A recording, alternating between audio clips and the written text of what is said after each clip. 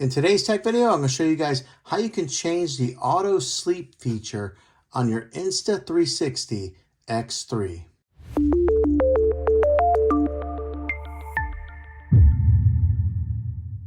Okay, this is the easy way to do this. Maybe you want to change the amount of time, or you want to keep the screen on and change it to never go to sleep. This is how you do that. What you want to do is swipe down from the bottom, just like so, and it brings up all these different options.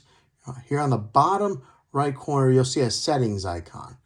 You'll click on that. Now you're going to want to scroll to auto sleep right there. Right now, mine is set to 1 minute. Gives you an option for 30 seconds, 1 minute, 3 minutes, or never. So if you wanted to always keep it on, you can click it on never. But the reason that they put these different intervals on here is to save battery life.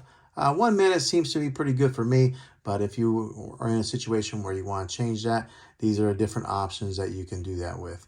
And then toggle on where it says during recording, because that's when it will go to auto sleep. But that's how you change the auto sleep settings on your Insta360 X3.